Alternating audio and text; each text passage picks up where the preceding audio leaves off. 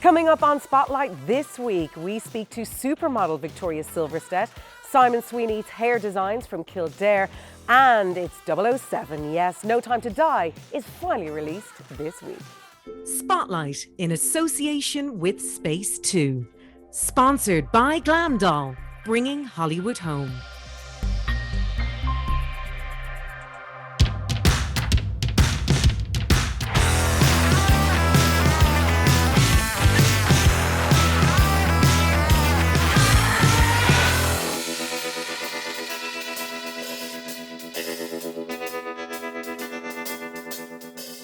Welcome to Spotlight here in the Gaiety Theatre, brought to you by Glam Doll, bringing Hollywood home. This week we have an exclusive interview with guest supermodel and Playboy centerfold Victoria Silverstedt from her home in Sweden, who gives me a rare insight into her friendship with Melania Trump. And I remember she said, one day I want to be like Sophia Loren. I guess that was her style icon, and she definitely channeled that look throughout the whole 4-year term. I thought she was beautiful. More on that in a bit. We have Simon Sweeney hair designs from Kildare on stage, showing us how to perfect the bouncy blow dry with Simon's salon secrets. Plus, we have Forbes magazine's top US lifestyle coach, Gina DeVee from Miami, telling us when it comes to our weight to drop the drama. And finally, it's 007 week. James Bond is finally here. No Time to Die drops in cinemas today.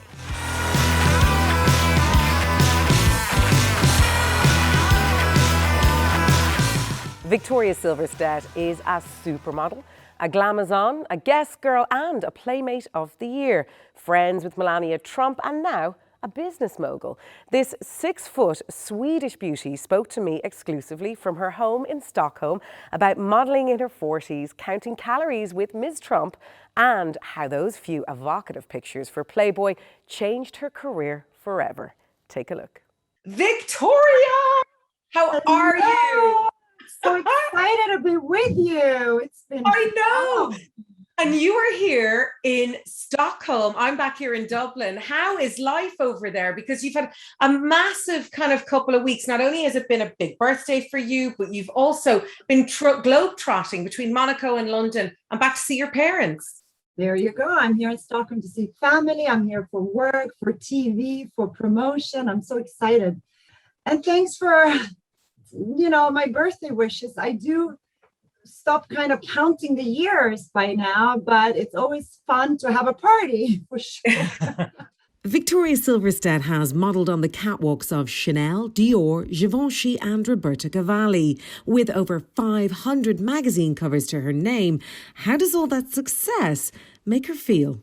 Well, just that makes you feel very old, but no, but like you say, I love to be in my 40s, but I want to keep it. I just tell the people I'm in my 40s and that's it. We don't need to just like go specific numbers, but I do feel after I turn 40, though, I feel like now I'm really on top of the world. I'm confident. I know what I want. I take control and take more care of myself. So I feel like the 40 just kind of got me more mature and more self-confident. So for me, it was good turning 40. So it just kind of, that's why I'm in my mind, I'm still 40. So I'm not going to keep it there. Let's cast our mind back to the guest campaigns, which obviously everyone will remember, back in those days with Anna Nicole Smith and Claudia Schiffer, I suppose, being one of the big names as well with the guest campaigns. What was life like back then? What did it mean to be a guest girl, I suppose? It was kind of a dream of mine growing up. I had all the posters of Claudia Schiffer, Cindy Crawford. They were all on my wall as a teenager growing up in like a little village up north in Sweden. So for me, this was like a dream that I never thought I would achieve. But like when I came to Los Angeles when I was 21 years old for the first time, and I had done all the Playboy, the cover of Playboy, and I started working, doing TV and acting movies.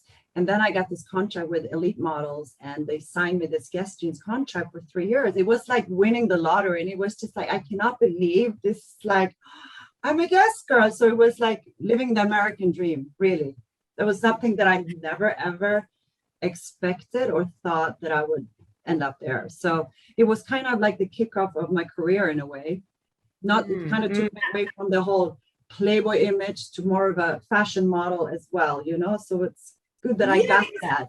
because I know obviously every time you Google your name, lots comes up, but Playboy, Playboy, Playboy comes up a lot as well. And I genuinely don't remember that side of your career. But I mean, obviously, when I looked at it, I was like, oh, yeah, it rings a bell. But it was a Yeah. short spell that you did with Playboy. And now Yeah. reflecting on it, in your 40s, what's your thoughts on Playboy? I mean, we've gone through the Me Too movement, we've gone through so many other things. So how do you feel about it now, having been a Playboy Playmate of the Year?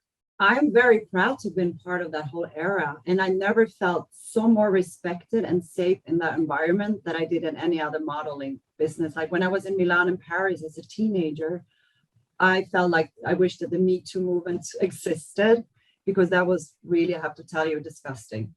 When I came to Los Angeles and Playboy Mansion, everything was so organized and correct. And Hugh Hefner was the hugest gentleman, the best gentleman I've ever met in my life, believe it or not. So I was a bit worried going there, but I was like coming from the modeling business in Milan and Paris, coming to LA, and it was like a dream. It was so correct and professional. So I wish the Me Too movement was around earlier when I started my career, because well let's I've talk seen it about all. that. Indeed, because I know you have seen it all. What was it like navigating that in Paris as a young girl from Sweden, from a very small town? Yeah. I mean, you said there yourself, it was disgusting. What was it like? What was happening back then? I mean, it was just anything from just going to see a photographer to going to the castings to spending the day in the metro, in the subway, where you had men just coming, like showing themselves, touching your butt. And like, it was just the whole thing. This was the time before mobile phones. You couldn't prove anything, or if nobody would believe you if you said anything.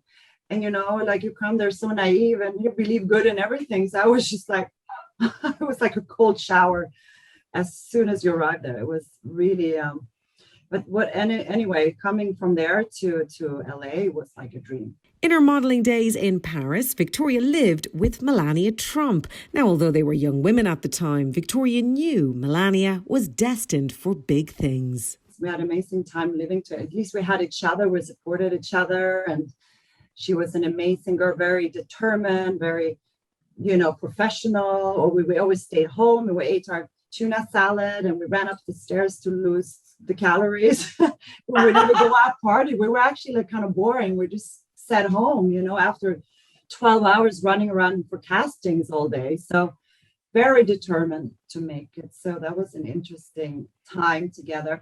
I saw her like 2 years, like a year before she became first lady. I ran into her at Cipriani in New York. So we just chatted and she didn't know back then she was going to be first lady. Nobody knew. And she probably never expected that. So how does it feel to see one of your old friends, one of the most famous faces in the world? I mean, not always liked as well, unfortunately, in terms of Trump and what that meant. So how was your thoughts on that when she went through the reign as first lady? I like to say she looked absolutely gorgeous and stunning. And I remember she said, one day I want to be like Sophia Loren. I guess that was her style icon. And she definitely channeled that look throughout the whole 4-year term. I thought she was beautiful. So, let's talk about maintenance, because you look so glamorous there. Maintenance. I think maintenance and scaffolding is the only word we can use when it comes to glamour at this point. Oh, la la la la. No, like an old car that needs like you have to put a lot of oil and fine tuning it, No, not at all. And I think for all of us though, I mean, you've your hair, you've your makeup, your eyelashes. Is there a point too though, Victoria, where you just love to slob out and just take your makeup off, get an Indian takeaway and just get into your pajamas? Yeah. That's what I'm doing now when I'm staying home with my family. My mom is cooking tonight. She's making amazing like chicken pie or something yummy. And yeah, tonight I'm going to just run around like Victoria. Sweatpants, no makeup with my dog. We're going to just hang out and watch TV. And do you like the feeling of getting recognized still, and obviously people knowing you and wanting to get a photograph with you? I mean, what do you think of the fame game now? You've been in it well, over 20 years Oh more. my God, yeah. What do you think of it now in your 40s? I think, I'm always very friendly and take photos when people ask me nicely. I feel bad not to, because I remember once I asked Emma Stone on a flight to take a picture with her. I was sitting next to her from a flight from LA to New York. And then they landed back. I was like, I'm such a big, but do you mind if I think? And she told me no. And I felt so embarrassed. And since that moment, I was like, I should never say no to someone because the feeling you feel like such a loser, I feel like, oh, I'm so You feel like a sorry. loser. What? So I feel like if they ask nicely, I of course I take a photo with them, so I don't want to make people feel like I'm snobby. Well, that's very nice of you. You seem Yeah. very kind. And I know back when you started on Instagram, you're good friends with Jonathan Shaban, who is obviously in the Yeah. I'm Kardashians. still very friendly with. I just saw him now in Cannes for the film festival. Ah, very good. And that whole idea of reality television. I mean, obviously, we all know the Kardashians have finished their run now, but you had a reality TV show on E called My Perfect Life. Oh my God, that was How did hilarious. you enjoy reality I TV? You kind of did it before the Kardashians. Oh my God, that was hilarious. I was juggling two different like TV shows between Paris, Rome. I was doing so many things at the time. I was going through like a divorce. It was the most chaotic time in my life. And I had the cameras following me. I was like, at some point, I just wanted to take the camera and punch him in his face. Because when it gets so intense, when you have so many cameras around you, it's like, I think I was doing too many things at the same time. If you only do that, you can focus and be like really into it. But they were just following me all over. It was, oof, it was a bit too much. I was happy to do that season, but then I was happy not to do anymore. It was a good experience, but oof, that was intense. Victoria has worked on television all over the globe for over 15 years. So would she ever go back and do television presenting again? I miss the adrenaline rush that you get to be on TV and everything, but also the freedom that I have right now, that I can do whatever I want, go wherever I want, whenever I want. It's kind of, at my stage in my age in my life, I feel like it's not like I need to work that hard to be happy. I'm quite satisfied. So you never know. You never say no. I just got asked to do Bailando con Dancing with the Stars in Italy, but the problem is 3 months locked up in one place. And last minute I said, you know what, I can't do it. Sorry, I can't be locked up for 3 months. So every year I seem to turn down big things. Even in France, they asked me, and I said, je suis désolée, je peux pas. So I feel like I don't know. Maybe one day, but right now I'm not into it. Yeah. You seem extremely happy, and I'm not going to touch on relationships because you don't want to talk about it, but you seem happy in yourself, and that's a really good thing to be at, no matter what age you are. And do you find, are you a spiritual person? Are you doing meditation? Is there things that are allowing you feel joy at the moment, even though we've gone through a terrible lockdown, but, privately in your love life with your family, who you're with right now, what brings you that joy to make you feel good today? Honestly, I feel like this content inside. I don't know. It's just, maybe it's my lifestyle. Maybe it's the fact that I have such a supportive family. I'm very close to my family, and I'm very happy. Every morning I wake up and I pinch myself. My God, thank God I'm healthy. Look where I live. I have the view of the Med in front of me. So I feel like if I complain, then I should be slapped. You know what I mean? I have nothing to complain about. You have met so many beautiful women in your life, worked with, as you mentioned, Anna Nicole Smith, the Guess campaigns, and, Claudia Schiffer, and all the models you've modeled with over the years. Who is your favorite celebrity? Who is the one that has really stood out for you, that you're friends with and that you enjoy their company the most? I'm friends with, or someone just that I actually did a movie in Italy with Cindy Crawford. This is like 10 years ago. And she was so sweet and beautiful. And she still looks absolutely radiant. And so I think she's one of my favorite, like just as a personality wise, she's super sweet and gorgeous. It's the combination that works. So she's really aged well. She's a good inspiration. She is. She's Sure. in it now. So I have to say, I've always been a fan of Cindy Crawford and indeed yourself. Victoria, thank you so much for Thank taking you the time. so much. I want to introduce you my pug. 1 second. Oh, I want to see the pug. Absolutely. Oh, my pug who's now 12 years old. Oh, hello. With me through everything. He's getting a little bit old. He's 12. But his name is Felix. Oh. Felix. Felix, can we say hello to all the Spotlight viewers? Hi, Felix.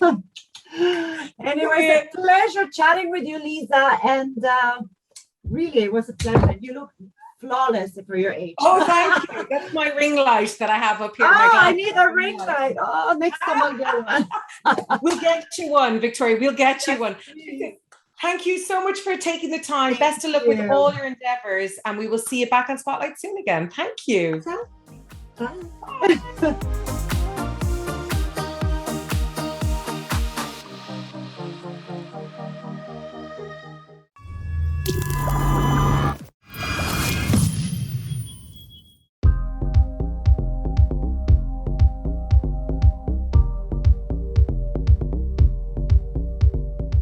The spotlight now turns to hair with Simon Sweeney Hair Design from Monasterevan in Kildare. And I have Simon here today who is going to take us through the products to achieve, of course, that gorgeous, bouncy blow dry at home and his own Simon Salon Secrets. Hi, Simon. Hi, Lisa. Lovely to be here. Oh, it's lovely to have you on the Gaiety Absolutely stage. amazing. Indeed. Now, of course, Incredible. when we think about our hair and I think of bouncy blow dries, I can never achieve it at home. But No. thankfully, you've got your Simon Salon Secrets you're going to Yeah. showcase today. So what are we going to kick off with? So I have my 4 go-to products for someone at home to achieve the big bouncy blow dry at home. So my first product is the Kevin Murphy Everbounce. This is a heat activated spray that you put in before you blow dry your hair. Okay. And you spray it in, and because it's heat activated, it's gonna, memory fibers are gonna hold that blow dry in. The next day you give your hair a blast with a hairdryer, it's gonna give that blow dry a reactivation, and you're gonna get days out of it. It's incredible. Okay, so that's almost like a hero product nearly at this Absolutely. stage. It's- Okay. yeah. Now, of course, when I try to do my own blow dries, I can't. I've got very frizzy, kind of curly hair. I've always had that. It's kind of unruly. Yeah. But there's a new kind of steam pod, product is on the market, literally which you said is fantastic for hair. amazing.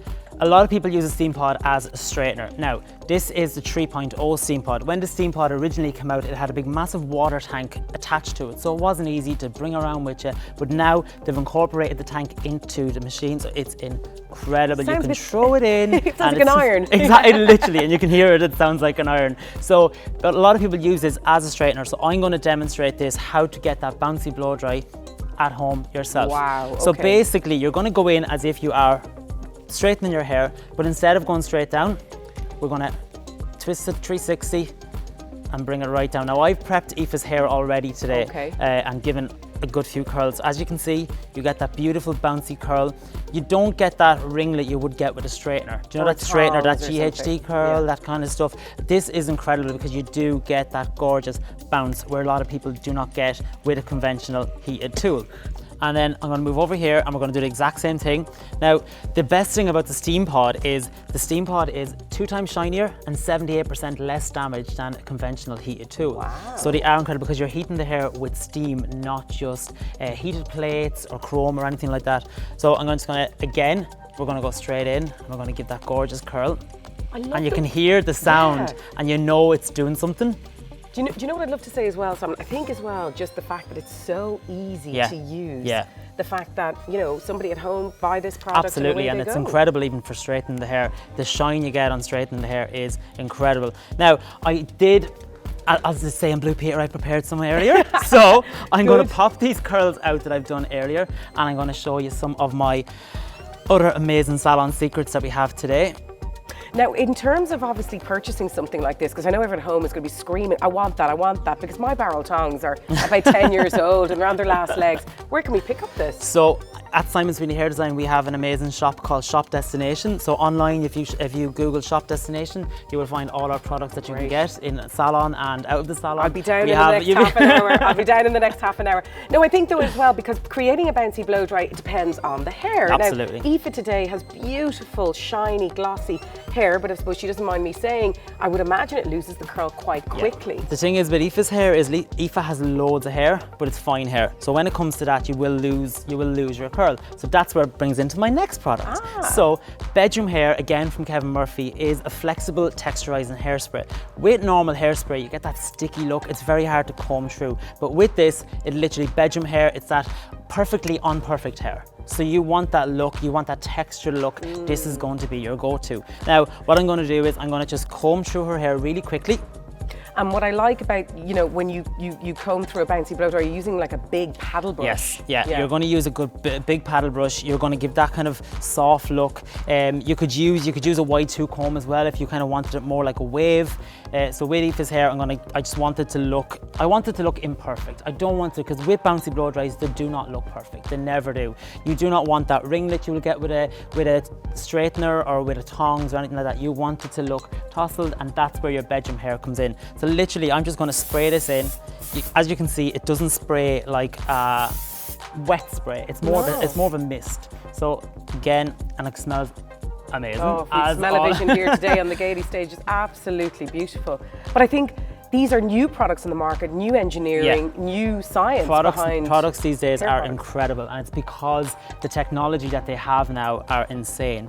And again, you've got that bouncy blow dry look with a steam pod. You're not using a brush, you're not using like massive amount of heat, you're not using rollers, anything like that. You will not get this with a normal straightener. Can I ask you honestly, how long, if people at home were to create something along these lines, how long would it take? 15 minutes. 15, 20 minutes, because it's so easy, because it's so wide. You do not need small, tiny sections. You So can really do big Exactly. sections. Even if it's a little bit rugged, you can go for it. Yeah. Now, my last product. Now, we've all heard of dry shampoo. I'm sure you've heard of dry shampoo. I have some in today. Have you ever heard of dry conditioner? No. Dry conditioner is a revolutionary product. So basically what it's going to do, it's going to make it look like you just washed your hair again, and it's like 2 days after your blow dry. So what I'm going to do is I'm just going to... busy mums, great for people on the run. I am going to mess up her blow dry, and you're like, oh, stop no, it! don't. Okay, Can so I mess it up basically too? you can mess it up all you want. Come on then. So we're going to mess up that. Aoife's just got out of bed and she's like, oh my God, my blow dry's gone. Indeed. Not with a dry conditioner. So basically we're going to spray this onto the mid-lengths and ends. These are hero products. These I are love them. incredible. And again, this is why they're my salon secrets. And we're going to comb that through, and you've got that soft, shiny hair once again without actually losing any of your curl. So before and after, it's incredible. It's just absolutely insane what it can do. It can give you that gorgeous shine. So it's like as if you literally just wash your hair. You've got that gorgeous shine, everything. And all my go-to products, you will get that at home, no problem. Honestly, Simon, that is the most secretive secret I've ever heard. I mean, I love the fact that you can actually have your hair unruly, wake up, use that product, and away we go. And that's why they're my salon secret. Indeed. And of course, it's not all ending there, because Nope. Simon is going to be coming back on Spotlight in another couple of weeks with more Simon Salon Secrets. We'll see you in a couple I'll of see weeks. you then.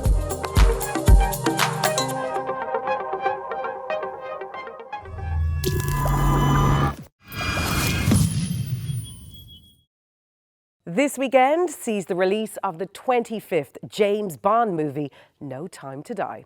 Starring alongside Daniel Craig in his last outing is Oscar winner Rami Malek as the villain Safin. His name is Safin. And what does he want? Revenge. What I really wanted from Safin was to make him unsettling. Thinking of himself as being heroic. I'm a man willing to kill the person you love most. I've already lost everyone I've ever loved. What he wants and what he's willing to do makes him a very frightening character, both personally to Bond, but also on a global level. We both eradicate people to make the world a better place. I just want to be a little tidier. Ooh, can't wait. That looks absolutely brilliant. And joining me now is our movie man, Gordon Hayden. Very welcome back to the Gaiety, Gordon. Great to see you, Lisa. Yeah, great to see you. Now, this is the last outing for Daniel Craig, so how is he going to be remembered? I think it's a really good Bond. I think he brought back a lot of grittiness to the role. And I think he kind of shook it up an awful lot because remember, Jason Bourne had been going great guns with Matt Damon. They needed to do something different because by the time of the end of Pierce Brosnan's tenure, it had gotten a little bit ridiculous. They kind of leaned in too heavily into the gadgets. Remember the invisible car? And everyone's like, oh, for God's sake. Whereas I think Daniel Craig, it went back to basics. And I think he drew on Timothy Dalton, who was a very serious Bond, an aggressive Bond, brought it back that darkness to Bond, which was probably ahead of its time. So Daniel Craig, the timing was perfect to bring back that style. So I think all in all, he'll be up there as one of the top tier Bonds. No, me too. I think he's brilliant, you know. But the expectations are high, though. I suppose that's the only one. Is it going to go out in a high?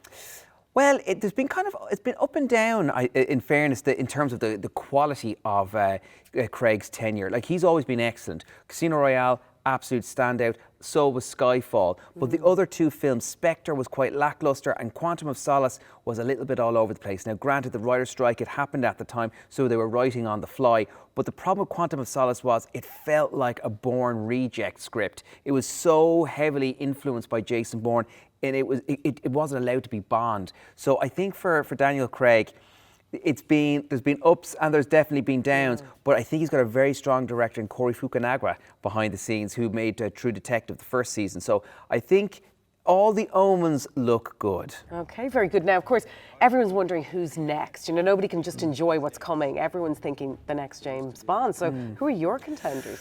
Well, I know over the years Tom Hardy was mentioned, even Michael Fassbender, but for me, I think the two, if I had to narrow it down, that I think that will really grow with Bond, because I think they want to get somebody, I should just preface this by saying, that is not a massive star just yet, whose star is on the rise, but isn't like a big A-lister. So the two I'm going to go with are Regé-Jean Page, who is probably best known for playing is the star of Bridgerton. So I think he would be a fantastic Bond. He's got the look, he's got the charisma, he just exudes that 007-like quality. Yeah. And we haven't seen a black Bond. I think he's a really good choice, actually. I commend you on that one, I think he'd be really, really good. And then my other choice would be Dan Stevens.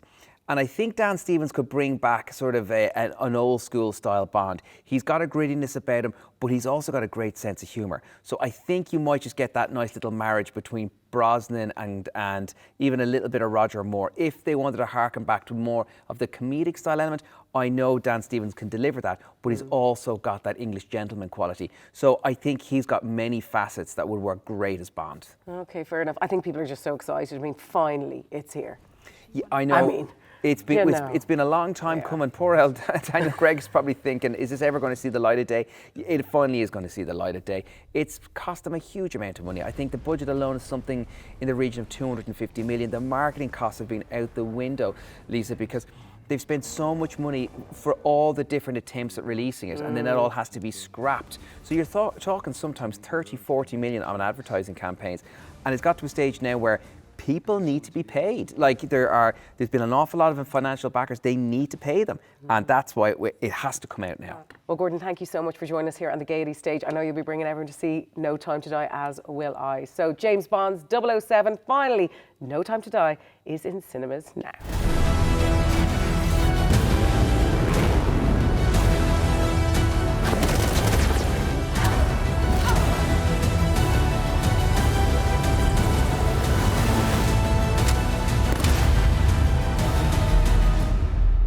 Can I just have one nice evening, please, before the world explodes?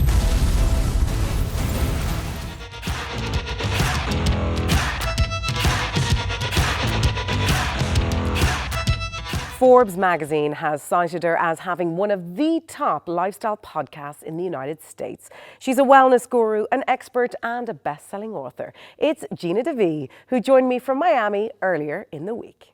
Gina DeVee, how are you in Miami?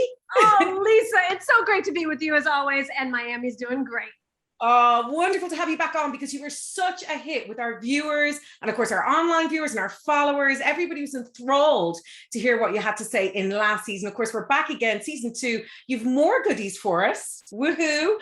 And we're going to be talking about dropping the drama. So hopefully this is the one we were thinking is weight loss. Yes. Yes, it is. It is. There's so much drama that goes on around body image, weight. I know it because I've done it myself. And I just decided, you know what, this does not suit me. And I made a decision to drop 2 dress sizes in 6 weeks. And I'd been talking about doing it for over 6 years.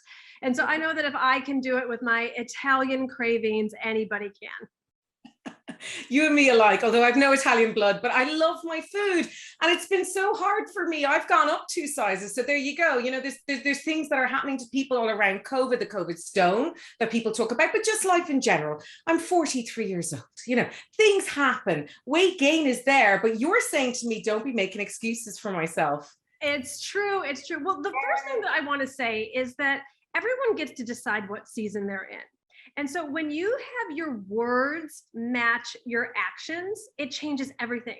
Because for years and years, I would tell myself, like, Jeannie, you need to go to the gym. Like, oh, I'm going to go to the gym today. I didn't even know where my gym clothes were. There was no way I was going to go to the gym today. But I kept telling myself over and over my words, but my actions weren't in alignment. And finally, I got real with myself and I said, you know what? As much of a priority as the world makes us think that we have to be working out every day or we should always make our health our priority, sometimes it just isn't. Sometimes people are going through a death, a divorce. You know, we only have a certain amount of time and we only have a certain amount of attention. And I know at different stages in my own business, my business really got the priority of the attention.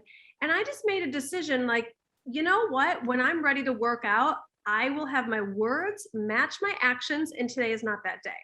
So everyone gets to drop the drama. Don't should yourself anymore. If you're not going to actively be working on weight loss, then give yourself permission to not be in that season of your life. Then, okay, go on. Then if you are in the season where you're going to make it a priority, like I decided to somewhat recently, then that's when you really make a decision. And a decision means to cut. So you're going to cut off all of the trying and the wanting, and you're just going to step into doing. You're going to follow a 0 excuses policy. And when I did that, I did get mentorship because I needed to be held accountable by a trainer. And I worked out 5 days a week. I did intermittent fasting, and 6 weeks later, 2 dress sizes were gone. And it was just all from dropping the drama. You know, you mentor so many women and men and have done over years and years. And I think, you know, you would associate and correlate, I suppose, the way you are, the shape you are and the size you are to mental health. How do you think that plays in as well? Oh, it's such a great question. You know, there's all kinds of studies about that we build up our physical exterior for some kind of protection or safety. And I think that there's just been so much pounded in our brains about like what it's actually going to take to feel fit and healthy. I mean, I had the notion that I was going to have to starve myself, work out all the time, not eat the foods that I love. And when I dropped the drama around it, I still eat pizza. I still drink wine. I didn't cut out all the foods that I love. I changed the portion. And, you know, when I said I did intermittent fasting, so, you know, I would kind of play around with that, but it didn't need to be this grueling, torturous experience to get the result that I wanted. And so I think that when people really understand that life gets to be a lot simpler than we make it, it's, you know, it's just about what's between the temples. And then, of course, the big question is always around self-esteem and self-worth. And what you're saying here is to cradle yourself and drop the drama. So be kind to yourself, but also at the same time, don't be making those excuses. You know, make your actions feed into your words. Yes. You know, the way that I became kinder to myself was actually to be more fierce. I was fierce with boundaries, and I was fierce with prioritizing that time in the morning where I would get to work out. And I set up my life so that I could do intermittent fasting during the day and then, you know, enjoy the meals that I was eating. And so there's a real fierceness with that is embedded in love. Gina, finally, any tips and tricks for anyone at home who is obviously watching this program and thinking to themselves, you know what, I listen to everything that Gina's saying, but it's going to be so hard for me to put that into play. I just don't have that discipline myself. Neither do I, is what I would say. And so that's where the accountability comes in. One of the ways that I was loving to myself was to make sure that I got the accountability of a trainer who was going to be there waiting for me every single day, so that I would follow through, have those actions follow through on what I said I was going to do. So I don't think you have to do it all alone and muster up all that self-will. Get a walking buddy, get a jogging partner, hire a trainer, whatever's right for you. Okay, fantastic. Well, listen, drop the drama sounds so easy. It's putting it into place. That's the hard bit, Gina. Always is. And thank you so much for joining us back here on Spotlight. Of course, your book is available for everybody to go and buy and enjoy and read, The Audacity to Be Queen. Where can everyone find it? Yes, you can get it on Amazon, or you can go to divineliving.com and you can get the book there as well. It will give you lots of other tips about how to drop the drama in all areas of your life. Gina, always a pleasure. Thank you so much for joining us again here on Spotlight, and we'll see you real soon. Sounds great.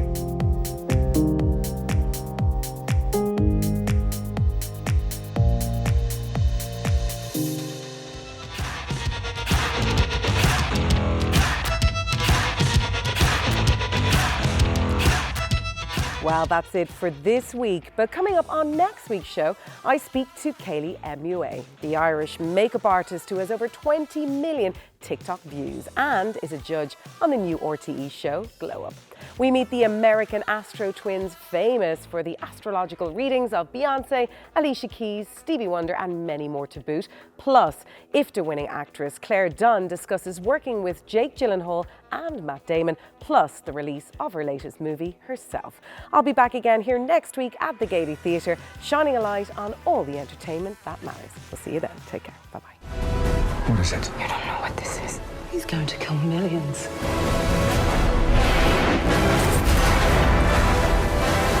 If we don't do this,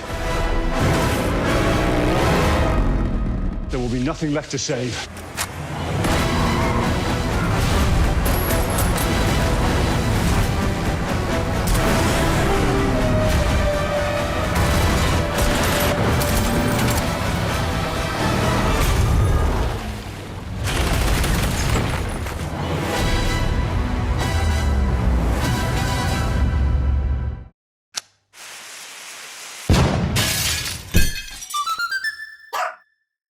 Spotlight in association with Space 2.